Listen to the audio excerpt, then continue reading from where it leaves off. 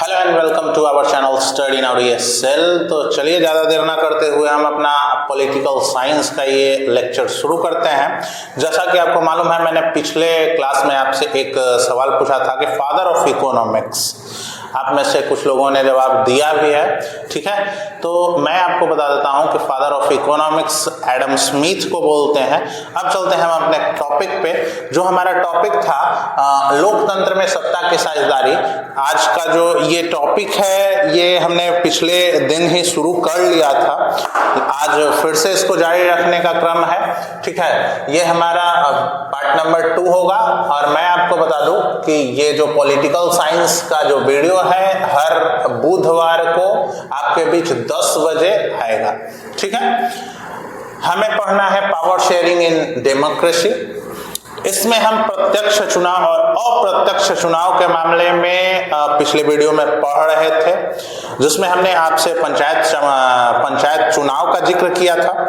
आज हम जो आपसे जिक्र करने वाले हैं वो करने वाले हैं विधानसभा चुनाव और लोकसभा चुनाव के बारे में। तो विधानसभा चुनाव में जो आप चुन के लाते हैं वो लाते हैं विधायक को। विधायक जिसे आप MLA कहते हैं, मेंबर ऑफ लेजिस्लेटिव असेंबली बोलते हैं आप इसको, ठीक है। लोकसभा चुनाव में आप चुन के लाते हैं सांसद को, जिसे आप MP कहते हैं, जिसे शॉर्ट में MP बोलते हैं। इसे मेंबर ऑफ पार्लियामेंट आप बोलते हैं। चलिए, जो मैं आपको बताने वाला हूं वो बताने वाला हूं। यहां भी है प्रत्यक्ष चुनाव और अप्रत्यक्ष चुनाव, यहां भी आप समझ सकते हैं। देखिए भैया, बात है कि आप ना विधायक के लिए वोट डालते हैं, सांसद के लिए वोट डालते हैं, ठीक है। जब भी विधानसभा चुनाव आता है ना, तो भैया विधायक लोग खड़े होते हैं और आपके क्षेत्र में आते हैं, है ना, कि भैया दादी दादा जो भी हैं वोट कीजिए हमारे लिए, है ना। कुछ ऐसे लोग भी होते हैं भैया जो पैसा वैसा लेके मान लेते हैं, तो थोड़ा उनके बारे में भी सोच लिया कीजिएगा, ठीक है ना। चलिए, खैर मैं इस पर ज्यादा बात नहीं करूंगा। और सांसद लोगों के लिए भी वोट होता है जिसमें आपकी भागीदारी होती है। तो मैंने पिछले ही वीडियो में प्रत्यक्ष चुनाव और अप्रत्यक्ष चुनाव को एक्सप्लेन किया था कि जिसमें जनता की प्रत्यक्ष भागीदारी होती है, ठीक है, जिसमें जनता की प्रत्यक्ष भागीदारी होती है, यानी कि जिसमें जनता उनके लिए खुद वोट करती है, वो प्रत्यक्ष चुनाव होता है। तो प्रत्यक्ष चुनाव यानी कि यहाँ विधायक को आपके ही वोट से विधायक बनता है, ये बात याद रखिएगा। तो विधायक जो है यहाँ वो पंचायत चुनाव नहीं, विधानसभा चुनाव का प्रत्यक्ष उम्मीदवार होता है। दूसरा कि भैया लोकसभा चुनाव जो होता है इसमें आप सांसद के लिए वोट करते हैं, यानी कि MP के लिए आप वोट करते हैं, आप MP को चुन के लाते हैं, ठीक है ना। अब मैं बात करता हूं कि भैया ये तो प्रत्यक्ष चुनाव से आ गए। अब प्रत्यक्ष चुनाव से आ गए, अच्छा प्रत्यक्ष चुनाव अप्रत्यक्ष चुनाव छोड़ दीजिए अभी, इससे भी पहले मैंने आपको एक लोकतंत्र बता रहा था, ठीक ना। मैं लोकतंत्र से ही तो यहां तक मैंने पहुंचा है ना, मैं और हम और आप जो भी है। तो भैया सबसे पहले तो लोकतंत्र को ही आप डिफाइन करिए, लोकतंत्र को ही एक्सप्लेन करिए कि लोकतंत्र कहते किसको हैं। तो मैंने बताया था आपको कि वैसी शासन व्यवस्था, वैसी शासन प्रणाली जिसमें जनता के द्वारा सरकार को चुना जाए, चाहे वो प्रत्यक्ष रूप से हो या अप्रत्यक्ष रूप से हो, लेकिन उसी को हम क्या कहते हैं, लोकतंत्र बोलते हैं, ठीक है ना। चलिए, अब हम यहां तो समझ गए कि प्रत्यक्ष चुनाव के रूप में हमने इन दोनों को चुन के लेकर के चला आया। अब आ जाइए, मुख्यमंत्री को कौन चुनता है? क्या आप इसको चुनते हैं या क्या आप इनको चुनते हैं, है ना। तो भैया मैं बता दूं कि इन महानुभावों को आप नहीं चुनते हैं। तो फिर आप बता रहे हैं कि इनको नहीं चुनते हैं, फिर आपने लोकतंत्र का जो डिफिनेशन दिया वो कहा कि भैया जनता के द्वारा ही चुना जाता है। थोड़ा सा समझने की बात है, इनमें कुछ बड़ी चीजें नहीं है छुपी हुई। मैं बता रहा हूं कि मुख्यमंत्री को जो है या प्रधानमंत्री को जो है ये आप नहीं चुनते हैं। मैंने पिछले ही वीडियो में बताया था कि आपके द्वारा चुने गए जो प्रतिनिधि हैं, जिनको आपने चुन के भेजा है, यानी विधायक और सांसद, इनके द्वारा चुना जाएगा इन दोनों को, ठीक है। तो सभी विधायक मिलके इनको चुनेंगे जो जीते हुए विधायक होंगे। ऐसा नहीं है कि विधायक के पोस्ट के लिए तो कई खड़े हो जाते हैं, तो क्या सभी लोग देंगे वोट? जो खड़े थे नहीं, खड़े वाले नहीं, जो लोग जीत गए थे ना, तो वो जीते हुए जो विधायक थे ना, वो इनको वोट करके जिताएंगे, है ना। अपना नेता चुन के लाएंगे कि विधायकों का नेता कौन भैया, तो फलाना, यानी कि जो बन गए वो मुख्यमंत्री। उसी प्रकार से जो सांसद है, सांसद के चुनाव में आपने प्रत्यक्ष रूप से भागीदारी दिखाई, जिसको आप मेंबर ऑफ पार्लियामेंट कहते हैं, एमपी। विधायक को आप एमएलए कहते हैं, मेंबर ऑफ लेजिस्लेटिव असेंबली। अरे तो सभी सांसद यहां मिल करके अपने नेता को चुनेंगे, जिस नेता को प्रधानमंत्री माना जाएगा।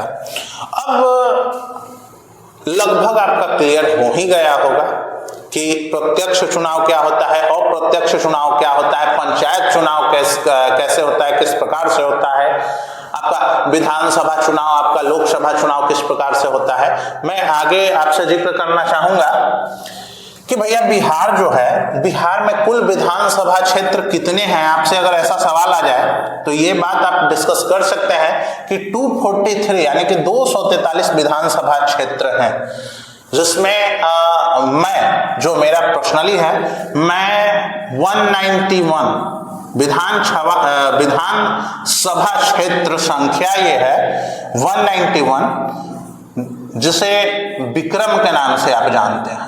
मैं इस क्षेत्र से बिलोंग करता हूं। दूसरी बात, पूरे भारत में जो लोकसभा क्षेत्र हैं वो है 543 लगभग, लेकिन जो सांसद होते हैं कुछ अलग से राष्ट्रपति के द्वारा भी एंग्लो इंडियन के रूप में, या किसी विशेष क्षेत्र, खेल या फिल्म या किसी भी जगत से जो बहुत बड़ी उपलब्धि प्राप्त कर चुके होते हैं, राष्ट्रपति के द्वारा ही उनको मनोनीत किया जाता है सांसद के रूप में। वो लोग कुल मिला के यहाँ वोटिंग करते हैं और प्रधानमंत्री को चुन के लाते हैं। तो मैं कुल मिला के आपसे जो बात करने वाला हूँ वो बात कर रहा हूँ विधानसभा क्षेत्र के बारे में। तो विधानसभा क्षेत्र होता है 543, ठीक है। 543 में से मैं आपको बता दूं कि मेरा जो क्षेत्र है, मैं इस क्षेत्र से बिलोंग करता हूं, यानी कि लोकसभा क्षेत्र संख्या 31 से बिलोंग करता हूं। और मेरा जो क्षेत्र का नाम है, लोकसभा क्षेत्र मेरा, वो है पाटलिपुत्र, ठीक है। अब आप पूछेंगे कि भैया आपने अपने बारे में तो इतना डिटेल दे ही दिया है, तो ये भी बता दीजिए कि आपके जो हैं एमएलए कौन है, आपके एमपी कौन है। तो चलिए ये भी बता ही देते हैं। तो इनका नाम है, जो यहाँ एमएलए हैं, इनका नाम है सिद्धार्थ सौरभ।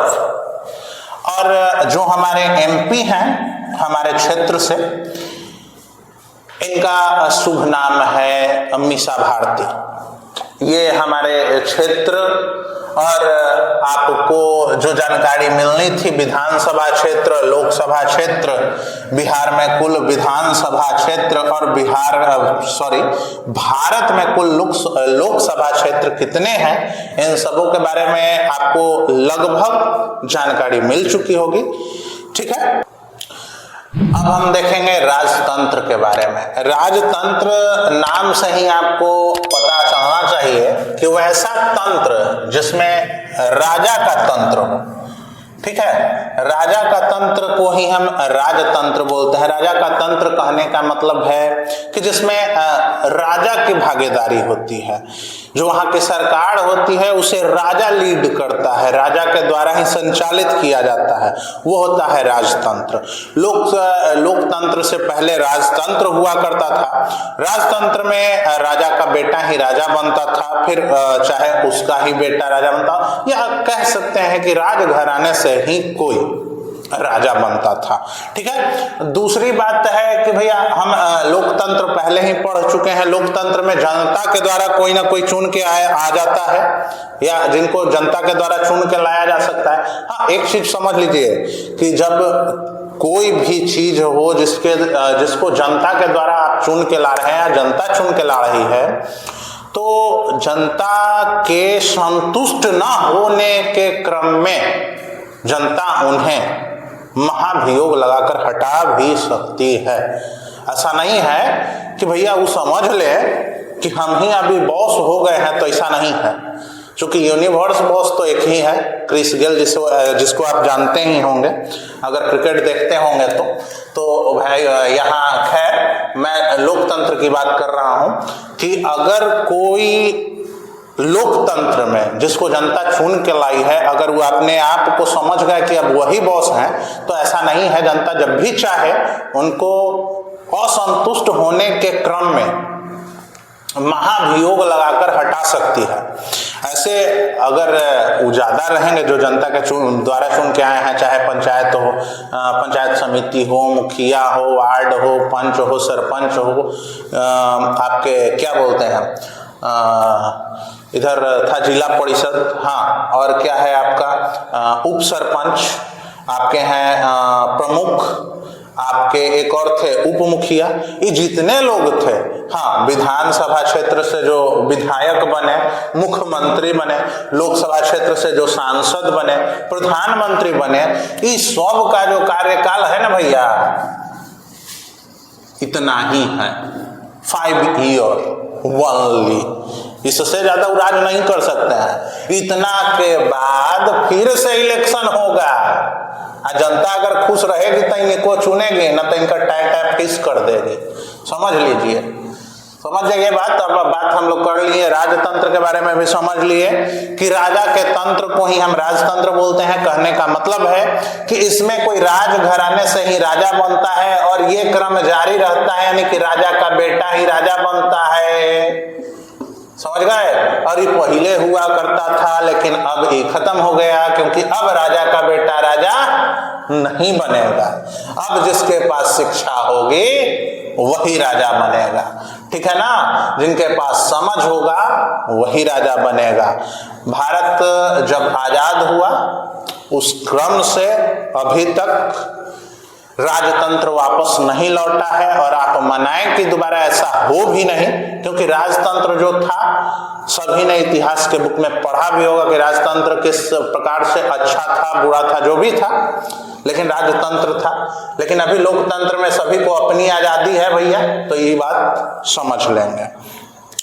आगे बढ़ते हैं। अब हमारे पास है ये सत्ता, कि सत्ता का मतलब क्या होता है। सत्ता माने होगा भैया पावर। क्या? पावर, यानी कह सकते हैं कि जो सरकार बना ले अपना, जो सरकार बना ले अपना, जिनका सरकार बन जाए, यानी कि जो पावर में आ जाए, सत्ता उन्हीं के पास है। चलिए आ जाइए, अब हम समझते हैं एक और टर्म। सत्ता तो हम समझ लिए, लेकिन भैया अब हमको समझना है सत्ता में साझेदारी। क्या? सत्ता में साझेदारी। इस सत्ता में साझेदारी क्या है? तो साझेदारी का मतलब, सत्ता का मतलब तो आप समझ लिया कि जिनके पास पावर है। साझेदारी का मतलब होता है बंटवारा, पावर का बंटवारा, है ना। आप बहुत पहले जब मैं बचपन में था तो उस समय एक शक्तिमान नाम का एक शो आया करता था, ठीक है।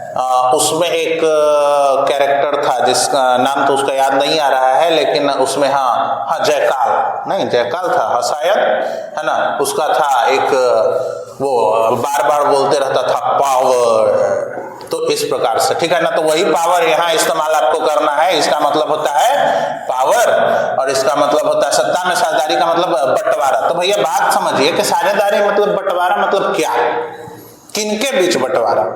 तो भैया सत्ता में साझेदारी का कुल मतलब है कि बंटवारा अगर आप कह रहे हो तो किनके बीच बंटवारा, ये बात समझनी है। तो इस देश में हर अलग अलग जाति के बीच, हर अलग अलग धर्म के बीच, हर अलग अलग समुदाय के बीच सत्ता का जो बंटवारा होता है उसी को हम साझेदारी कहते हैं, सत्ता में साझेदारी कहते हैं। अब वो भी बंटवारा ऐसा नहीं, बराबर का बंटवारा। याद रखिएगा, सत्ता में साझेदारी का मतलब होता है पावर का बराबर बंटवारा सब में। ठीक है ना। मुकेश खन्ना, हाँ देखिए शक्तिमान का जो लीड रोल करते थे ना, शक्तिमान का जो लीड रोल करते थे उनका नाम था मुकेश खन्ना। नाम था क्या? अभी शायद है, जिंदा है भाई, जिंदा है। अभी कुछ समय पहले ट्रोल भी हुए थे, मुकेश खन्ना, यही उनका नाम था, ठीक है ना। और इसमें जो विलेन होता था ना, उसका नाम था तमराज किल्विस। और क्या था, हाँ एक था जैकॉल जो बार बार पावर बोला करता था, तो वहीं से आप जोड़ सकते हैं यहाँ कि पावर का बराबर में बंटवारा, ठीक है ना। सत्ता की साझेदारी होती है और पावर का बंटवारा किनके बीच? तो सभी धर्मों, सभी जातियों, सभी समुदाय के बीच अलग अलग नहीं, बराबर बराबर जो बंटवारा होगा पावर का, वही होता है सत्ता में साझेदारी।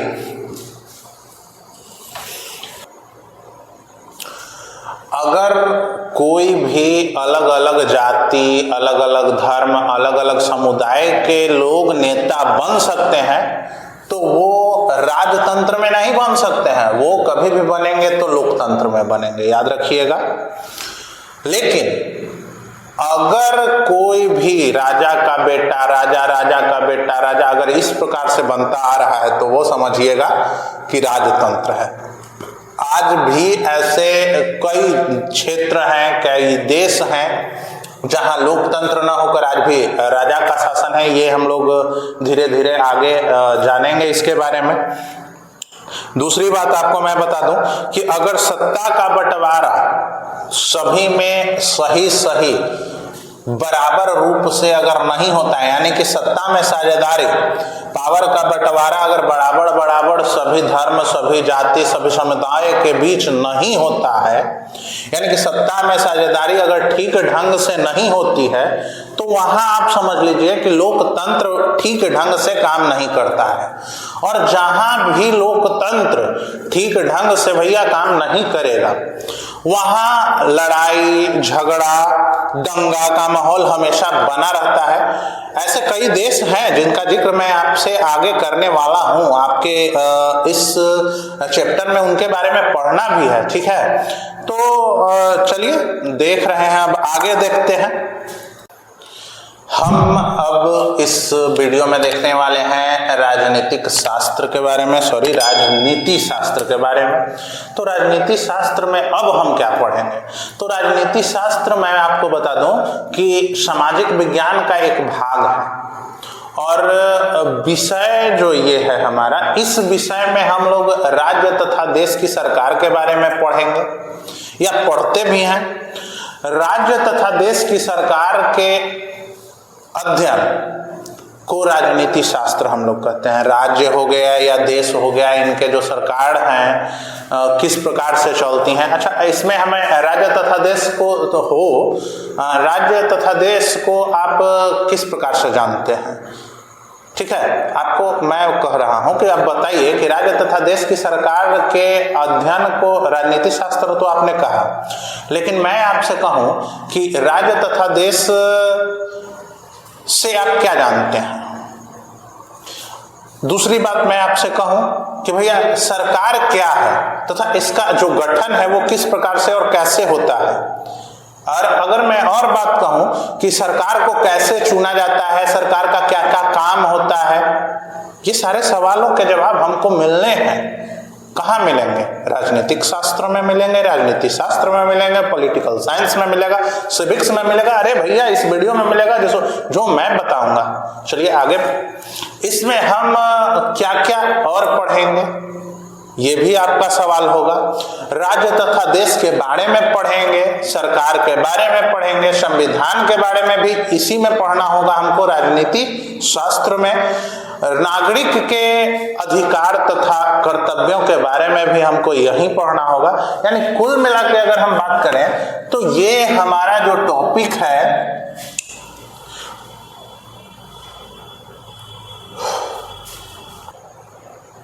जैसा कि मैंने आपको बताया कि इसमें हमको क्या पढ़ना है, तो राज्य और देश के बारे में पढ़ना होगा। बात समझिएगा।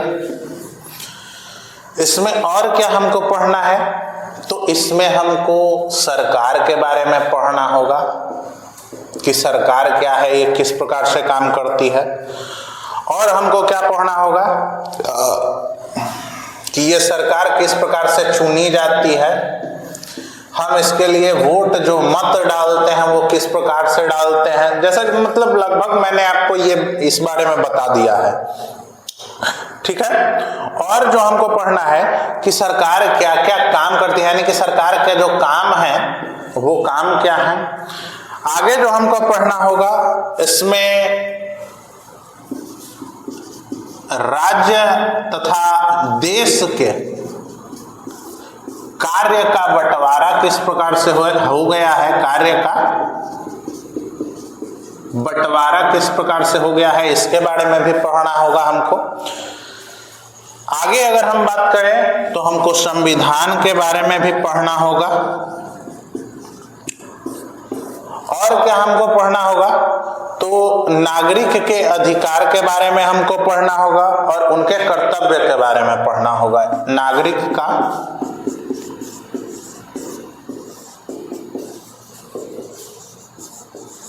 अधिकार और कर्तव्य के बारे में पढ़ना होगा। तो कुल मिलाकर मैं आपको बताना यही चाह रहा हूं कि जो पॉलिटिकल साइंस टॉपिक है इसको आप कृपया मजाक में ना लें, है ना। मस्ती मस्ती में पढ़ेंगे वो अलग सी बातें हैं, लेकिन काफी काम की चीजें हैं। इन फ्यूचर आपको बहुत काम देने वाला है जब भी आप कॉम्पिटिटिव एग्जाम्स का प्रिपरेशन करेंगे, ठीक है। जब भी आप आगे बढ़ेंगे कॉम्पिटिटिव एग्जाम्स का प्रिपरेशन करेंगे तो भैया आपके लिए जो सबसे जरूरी चीज होगा, यहां से मैक्सिमम सवाल किसी भी कॉम्पिटिटिव एग्जाम्स में आते हैं, ठीक है। यहाँ सबसे ज्यादा इसको आप छोड़ नहीं सकते हैं क्योंकि राजनीतिक शास्त्र जो टॉपिक है इसी के अगल बगल घूमते रहती है। तो चलिए इस वीडियो में इतना ही। अगले वीडियो में हम देखेंगे अपने राज्य तथा देश के बारे में, और वहां से हमारा जो एक वे होगा वो सीधा चलता रहेगा, ठीक ठाक। मैं आपको एक दो चीज और बता देना चाहता हूं कि जब भी अगर हमें ऐसा लगे कि भैया एक एक वीडियो जो वीक में हम ला रहे हैं, या आपको ऐसा लगे कि एक एक वीडियो ला रहे हैं इससे होगा नहीं, 2 वीडियो करना चाहिए, तो उसके लिए बच्चे हमें कमेंट बॉक्स में कमेंट करेंगे कि हाँ 2 वीडियो वीक में कर दें। ऐसे मैं जब तक बच्चे नहीं बोलेंगे मैं एक ही वीडियो लाता रहूंगा। हाँ, इसी वीडियो को थोड़ा बड़ा कर दूंगा, ठीक है। देखिए बड़ा कर देने से वीडियो होगा नहीं, क्योंकि जब भी मैं अगर बड़ा कर दूंगा उस वीडियो को तो आप ही बोर हो जाओगे, क्योंकि किसी के पास आजकल ना अपना ऑफलाइन क्लास भी लोग आजकल जाया करते हैं, तो ऑनलाइन में कई प्रकार कई जगह पे मतलब वीडियो देख लिया करते हैं। कई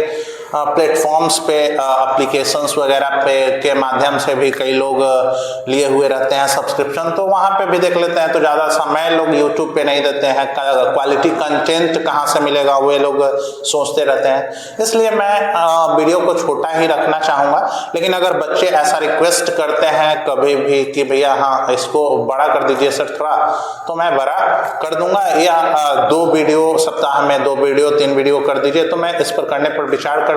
लेकिन फिलहाल ऐसा ही, ठीक है ना, ऐसे ही हम मिलते रहेंगे। हम अगली बार फिर से आपके साथ रूबरू होंगे अगले बुधवार को सुबह 10 बजे से। जो हमारा ये वीडियो पार्ट 2 है, अगला पार्ट 3 होगा। तो चलिए मिलते हैं अगले वीडियो में जिसमें हम पढ़ेंगे राज्य के बारे में। तब तक हंसते रहिए, मुस्कुराते रहिए, शेयर करते रहिए और पढ़ते रहिए। जय हिंद, वंदे मातरम।